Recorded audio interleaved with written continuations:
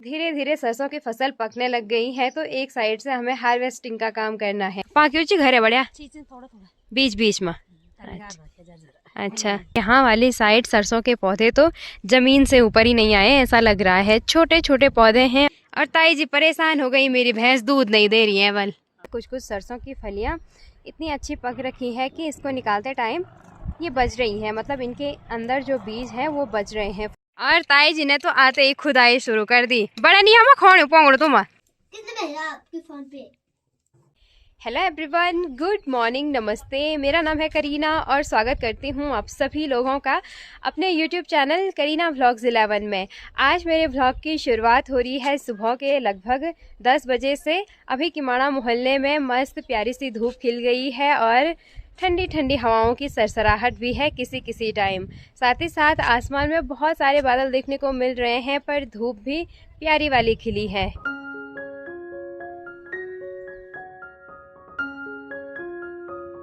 इसी के साथ साथ अभी घर पे सभी लोगों का नाश्ता वगैरह हो गया है और घर पे अभी कोई भी नहीं है, बस मैं ही हूँ। सब चले गए हैं अपने अपने कामों पे इधर उधर। बाकी अभी मुझे जाना है घर से खेतों की ओर। अब धीरे धीरे सरसों की फसल पकने लग गई है, तो एक साइड से हमें हार्वेस्टिंग का काम करना है, मतलब सरसों को काटने का काम करना है। चलते हैं अभी घर से। आज मुझे जाना है घर के ठीक सामने वाले खेतों में। यहाँ वाले खेतों की साइड देखिए, लोगों ने बहुत सारे खेतों में सरसों निकाल दी है। यहाँ बीच बीच में जो सरसों पक रखी थी उसकी हार्वेस्टिंग हो चुकी है, और जो सरसों की फसल अभी कच्ची है, मतलब जिन पे फलियाँ अभी हरी हरी हैं, तो वो रहने दे रखी है। कुछ टाइम बाद जब ये पकेगी फिर इसकी हार्वेस्टिंग होगी। मतलब हमारे यहाँ सरसों की हार्वेस्टिंग 2 बार होती है। एक बार तो जो शुरुआती हार्वेस्टिंग होती है जब सरसों थोड़ा बहुत पकी रहती है बीच बीच वाली, और जो सरसों लास्ट में पकती है उसको सेकेंड हार्वेस्टिंग से निकाला जाता है। और इस वाले खेत से भी हार्वेस्टिंग हो चुकी है, और जो यहाँ वाला खेत है इसमें भी थोड़ी बहुत सरसों रह रखी है हार्वेस्ट करने के लिए। बाकी हमारे यहाँ जो जौ की फसल है वो तो अभी हरी है, मतलब अभी इनमें बालियाँ पकी नहीं है। पौधे भी हरे हरे देखने को मिल रहे हैं। जब पौधे थोड़ा बहुत पीले हो जाते हैं और उन पे बालियाँ पकने लगती हैं तभी इनकी हार्वेस्टिंग की जाएगी। अभी जौ की हार्वेस्टिंग में टाइम है। घर से अभी मैं पहुंच गई हूं खेतों की साइड, जिन खेतों में आज हमें हार्वेस्टिंग का काम करना है। और ये वाले जो हमारे खेत हैं इसके ठीक पीछे पूरा किमाड़ा मोहल्ला दिखता है। मस्त नज़ारे देखने को मिलते हैं यहाँ से किमाड़ा मोहल्ले के। बाकी इस वाले खेत में माने कुछ कुछ सरसों निकाल रखी है, शायद कल निकाली होगी, और कुछ कुछ हमें आज निकालनी है। देखते हैं आज कितनी हार्वेस्टिंग हो पाती है सरसों की। सरसों की फसल में जो जो पौधे पक रखे हैं, मतलब जिन जिन पौधों पे सरसों की फलियां पक रखी हैं, उनको ऐसे निकाल के गट्ठी बना के माने बीच बीच में रखा है। और जो अच्छे से नहीं पके हैं पौधे उनको अभी रहने दे रखा है। तो हमें यहाँ से स्टार्ट करना है आज सरसों को निकालना।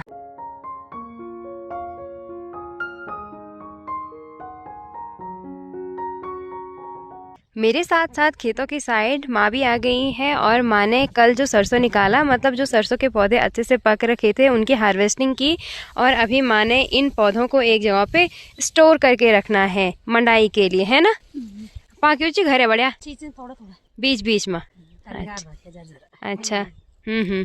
खेत के यहाँ वाले हिस्से में मैंने और माँ ने मिलके कुछ कुछ सरसों निकाल दी है जो पकी हुई थी। और यहाँ की साइड तो सरसों के पौधे ठीक ठाक हो रखे हैं, मतलब न ज़्यादा लंबे हैं और न ज़्यादा छोटे हैं। पर यहाँ वाली साइड सरसों के पौधे तो ज़मीन से ऊपर ही नहीं आए, ऐसा लग रहा है। छोटे छोटे पौधे हैं और इन पे फलियाँ भी अच्छी बन रखी हैं और ये पक भी रखे हैं, बस इनकी ग्रोथ नहीं हुई, मतलब लंबे नहीं हुए पौधे।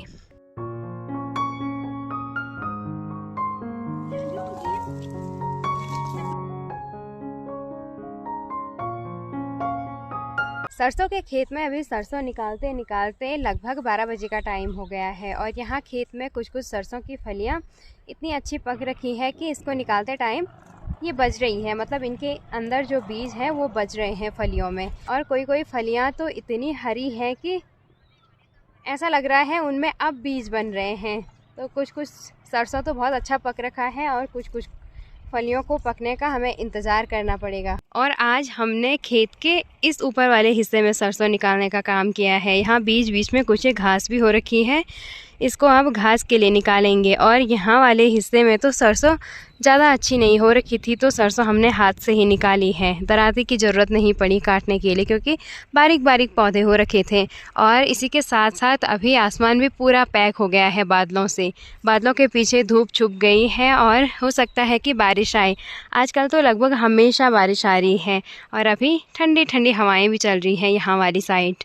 और आज हमने खेत से जितनी भी सरसों निकाली, माँ ने उस सभी को यहाँ पे स्टोर करके रख दिया है। यहाँ पे एक छोटा सा टान लगा दिया है माँ ने, क्योंकि बारिश आ सकती है और बारिश से पहले अगर सरसों को अच्छे से स्टोर नहीं किया जाए तो ये ख़राब होने लगता है, मतलब सड़ने लगता है। इसकी वजह से एडवांस में सारी तैयारियाँ कर दी हैं, क्योंकि बारिश तो हमेशा आ रही है आजकल। सरसों के खेत में यहाँ बीच बीच में हमने जिन पौधों की हार्वेस्टिंग नहीं करी है वो तो देखने में हरे लग रहे हैं, पर अगर इन पौधों के बीच में गौर से देखा जाए तो ऐसा लग रहा है जैसे सरसों के बीज झड़ रखे हैं। यहाँ की साइड देखिए, छोटे छोटे बीज। यहाँ वाले खेत में हमने सूखी घास का टान भी लगा रखा है और बीच बीच में हम यहाँ से घास भी लेके जाते हैं घर की ओर। तो हो सकता है कि चलने में हमारे पैरों से ही ये सरसों झड़ गई होगी। बीज अच्छे से बने नहीं पर झड़ गई, और खच्चर भी आती है किसी किसी टाइम खेतों की ओर, तो फसल बर्बाद हो रखी है।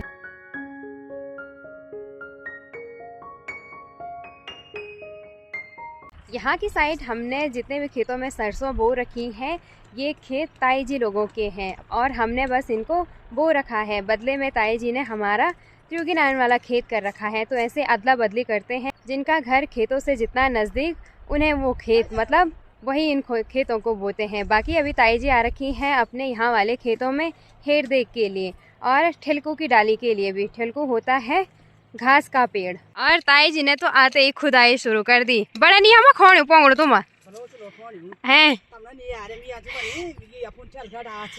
अच्छा अच्छा, ताई जी आ रखी है ठेलकू की डाली के लिए, ये घास के काम आता है ना। अच्छा, तो लेकर खूब डाला मैं अपन। ओह, साथ ही साथ अब दोपहर का खाना बनाने का टाइम भी हो ही गया है और खाना बनाने से पहले मुझे जाना है अपने पुराने वाले घर और वहाँ से लकड़ियाँ लेके आनी है। आजकल तो जंगल जाना ही नहीं हो रहा है, क्योंकि खेतों के काम दोबारा से स्टार्ट हो गए हैं, तो जंगल वाला काम रुक गया है। तो दादी ने वहाँ जितनी भी लकड़ियों को स्टोर करके रखा है, आजकल हम धीरे धीरे वहीं से लकड़ियाँ लेके आ रहे हैं जलाने के लिए। और सुबह के टाइम, जिस टाइम मैं खेत आई थी, उस टाइम मैंने दादी को बोला था कि एक भारी लकड़ियों की बांध के रखना। जैसे ही खेत का काम कंप्लीट होगा, मतलब कंप्लीट तो नहीं हुआ पर जैसे ही खाना बनाने का टाइम होगा वैसे ही मैं आ जाऊंगी पुराने वाले घर लकड़ियों के लिए। खेतों की साइड से अभी मैं पहुंच गई हूं अपने पुराने वाले घर और यहाँ पे दादी जी हैं और साथ ही साथ ताई जी भी हैं।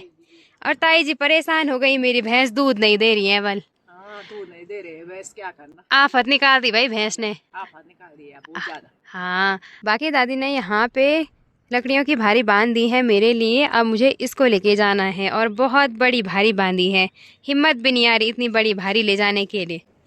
बूढ़ी हो गई है? बूढ़ी तो नहीं हुई पर सक्या सामर्थ्य नहीं है। क्या किया फिर नहीं समय? मैंने सरसों निकाला तो मैं थक गई। पुराने वाले घर के ठीक सामने जो ये छोटा सा खेत है, दादी ने आज यहाँ से सरसों निकाला। आज हमने भी निकाला, मैंने और माँ ने, और दादी ने भी इतनी सरसों निकाल दी है। पाक्यू जो घर है थोड़ा काच कुए फूल फूलिया कुए काच कुए झोड़ियों कोई हो रहे कुए हो रही है। अच्छा, चल अब घर चल। चलो, ताई जी भी आएगी चाय पीने। ताई जी घर बहुत दूर है। हाँ।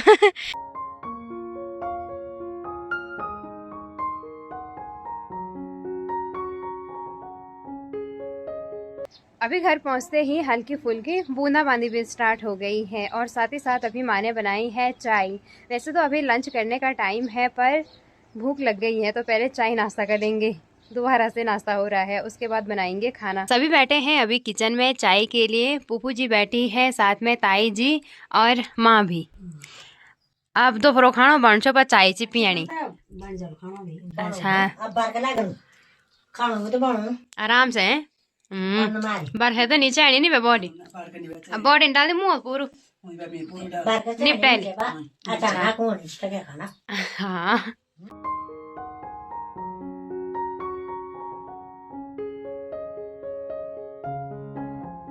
दोपहर का खाना भी अभी मैंने पका के रेडी कर दिया है और आज खाने में मैंने बनाया है पालक का साग और चावल और माँ के लिए खाना परोस भी दिया है। बाकी अभी हमारे घर पे आ रखी है काव्या। हेलो काव्या। काव्या से बहुत दिनों बाद मुलाकात हो रही। काव्या आजकल देहरादून से घर आ रखी है ना। और काव्या ने भी हेल्प करी मेरी रोटी बनाने में। दादी के लिए हमने रोटी बनाई थी, है ना। हाँ। हाँ, कब जाएगी काव्या? यही है फिलहाल? भला भोला जाना तुम? ये कि रो यार, मैं तो खुद लग देती अरे। छुट्टी पड़ेगी तब आऊंगा। अच्छा, छुट्टी पड़ेगी फिर आऊंगी बोल रही है काव्या, है ना। कब कब पड़ेगी छुट्टियाँ? गर्मी की छुट्टी। गर्मी की छुट्टी पड़ेगी ना। गर्मी की छुट्टी। अच्छा। काव्या रहती है देहरादून तो आजकल छुट्टियों में घर आ रखी है। वैसे तो आजकल छुट्टियां नहीं है, स्कूल लग गई ना काव्या लोगों की, है। हाँ। हाँ।